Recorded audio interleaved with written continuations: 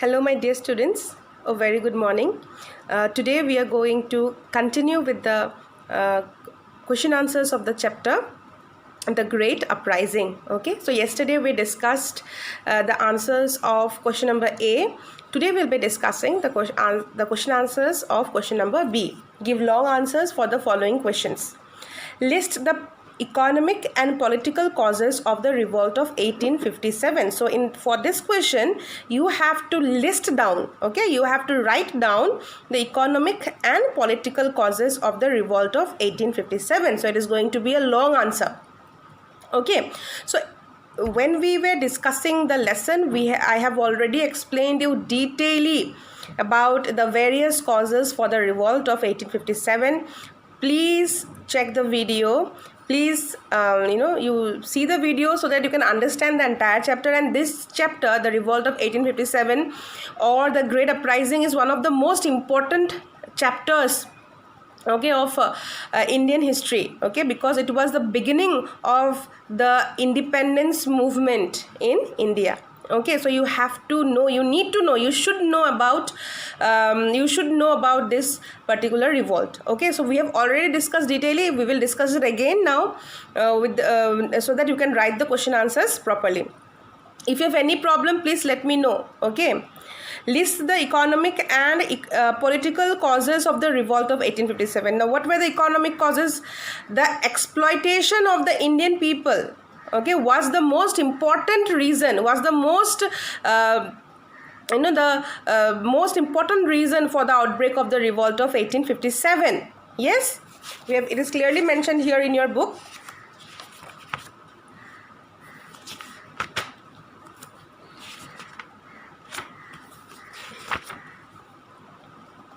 The main cause of the popular discontent was the British policy of economically exploiting Indians. The British East India Company was economically exploiting the Indians, and this was the main reason for the revolt of 1857. People were angry.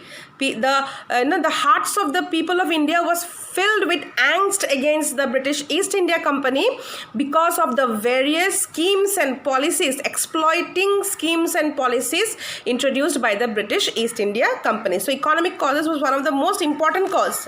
Okay, and then the peasants, each and every section of the Indian society suffered because of the various policies and schemes introduced by the British East India Company. Okay, did you understand?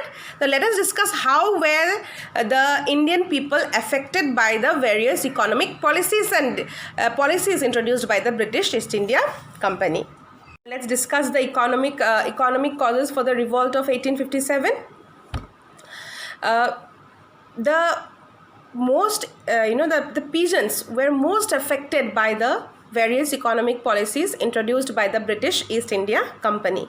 Okay, so we have discussed this detailedly in the previous chapter, Life in the Rural Areas, right? How the British East India Company introduced various land revenue collection systems which exploited the Indian peasants. Yes, the peasants were required to pay a high amount of tax. The demand of tax was very high, but the peasants did not produce that much. Okay, even if the crops failed due to some natural calamities like flood and drought, okay, the peasant was forced to pay the tax. Okay, in such a case, the peasant had to borrow money from the moneylender. Okay, now once he borrowed money from the moneylender, he was in debt, right? Now, if he could return the money on time, well and good. If not, his land was confiscated by the moneylender. Once landless, he had no other. No, he had no. He could not feed his family. His livelihood was gone, right? At times, the peasant and his family also starved. Okay, so there was angst among the peasants against the British East India Company because they were suffering only because of the company's policies. Okay, so this angst reached the peak and hence people revolted against the British East India Company. Next, coming to the artisans and the craftsmen. Okay, the artisans and the craftsmen, the Indian artisan and the craftsmen had to face unfair competition after the establishment of the British East India Company. Okay, the British East India Company exported the raw materials from India to Britain. okay, and in order to for the factories and industries established in Britain, and they would dump they would dump the finished goods in the Indian markets. Okay, now the economic condition of the people of India was already very bad. Okay, they were majority of the people were they were not even having money to buy their food. Okay, on the other hand, the Indian handicrafts, the Indian your handicrafts were your handicrafts or whatever woven clothes were they are still little costlier than the machine made products, right? So now what happened, when the British East India Company flooded the Indian markets with the machine made goods from England, okay, people started to buy those goods as they were cheaper. Okay, as they were cheaper in comparison to the goods produced by the Indian craftsmen and artisans. Okay, as a result, the traditional handicraft industry of India was ruined. Okay, now did you understand the unfair competition? The artisan and the Indian the Indian artisans and the craftsmen, they produced their goods manually.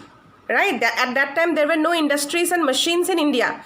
They produced their goods manually. They produced their handicraft items or clothes manually. As a result, they required more time, right? And hence these items were little costly, right? But by then, because of the various economic policies, the economic condition of the Indian people was not so good. Right, so they didn't have that much money to buy these costly products.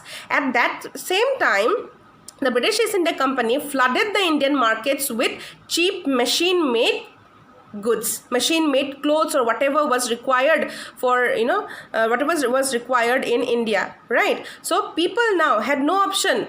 Okay, they were forced to buy this cheaper machine-made goods. As a result, the handicraft industry, the artisans and the craftsmen were ruined because of this unfair competition.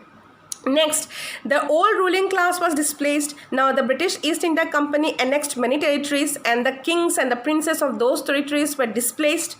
All right, their courts were disbanded. Right, so there were some people who were working under those kings and princes, who were working in the courts of the kings and princes, like the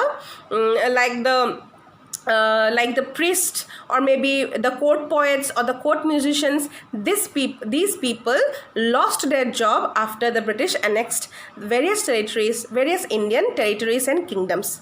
As a result, these people were also the hearts of these people were also filled with angst and contemplation against the British East India Company. These were the economic causes for the revolt of 1857. Now coming to the political cause, we already discussed about the doctrine of lapse, right? The doctrine of lapse was introduced by Lord Dalhousie, and according to this policy, if an Indian king did not have a biological son, and in such a case, when the king dies, the territory will be automatically transferred. The control of the territory will be automatically transferred under the British East India Company. There were many kings who did not have biological sons, right? So they had to after the death of the kings of those kingdoms, the kingdoms were annexed by the British East India Company, and this caused a resentment among the kings and the queens and the princely royal class of Indians. Okay, so because of this doctrinal policy, Rani Lakshmi Bai of Jhansi turned against the British East India Company. Another most important political cause was the Subsidiary Alliance. Okay, the British East India Company, after annexing a particular kingdom or after annexing a particular territory, gave an option to the king of that particular territory that they could maintain their kingship. Okay, they could maintain their kingship only in one under one condition, that they have to accept the subsidiary alliance. Now what is the subsidiary alliance? Under the subsidiary alliance, the king, okay, under a subsidiary alliance, the king had to disband his army. Okay, he had to dismiss his entire army. Okay, and he had, after disbanding the entire army, he was powerless. Okay, so after disbanding his army, the protection that he required will be given by the British East India Company. Okay, and in lieu of that protection, the king had to take care of the fooding, lodging, and all other basic amenities of the soldiers of the British East India Company. These two were the main reasons, main political reasons, okay, political issues. Okay, and because of these issues, the royalty, okay, the aristocratic class of India was, they revolted against the British East India Company. Another political cause is the annexation. In chapter 2 we learned that Awadh was captured in 1856 by Lord Dalhousie. The annexation was greatly resented since the Nawabs of Awadh had always been loyal to British.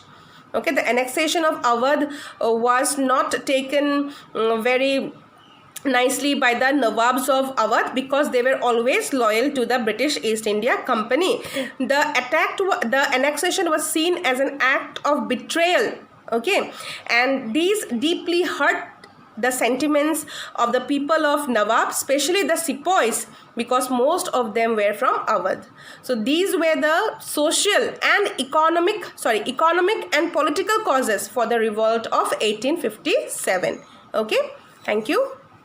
Next question is, what were the grievances of the sepoys against the company? Grievances means complaints. Okay, why were the Indian sepoys, angry with the British East India Company? What were their complaints? Okay, what compelled them to revolt? As we all know, the revolt of 1857 or the Great Uprising started amongst the, it was started by the Indian sepoys. Now, what led them do this? What led them revolt? What were the complaints? What were their complaints against the British East India Company? Now, see, because of the various policies launched by the East India Company, okay, the entire Indian society was affected.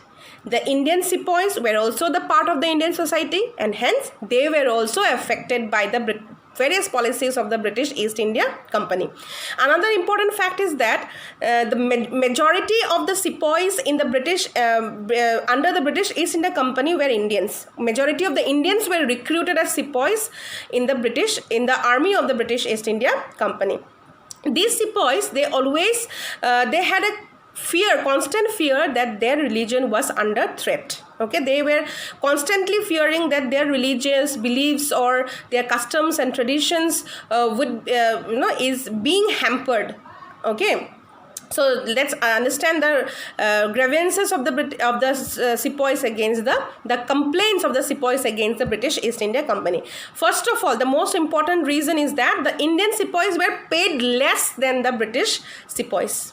Okay, so even if the Indian sepoy was very courageous, very upfront, very disciplined, or maybe he might be of a little higher rank, even then he was paid less than the British sepoys. Here I would like to mention that even the sepoys of the similar rank, okay, Indian sepoys and the British sepoys of the similar, even if they were of the similar rank, the Indian sepoy was paid less than the British sepoy. The next point, all the high posts in the army was reserved for the British sepoys. No Indian could rise higher than the post of a subedar. Okay, so the scope of his promotion was very less. A discrimination was there even amongst the sepoys. Okay, next, the sepoys were not allowed to wear any caste and religious marks.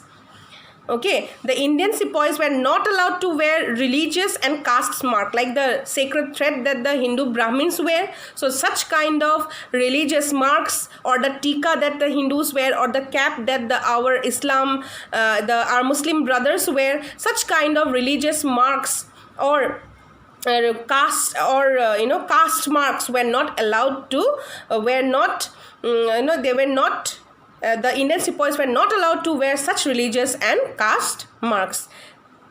Then third point, an act was passed that required new recruits to travel overseas if needed. So there was a new law, there was a new act which stated that if required, if there was any war in any foreign land, the Indian sepoys had to go to that particular country to fight the war for the British East India Company.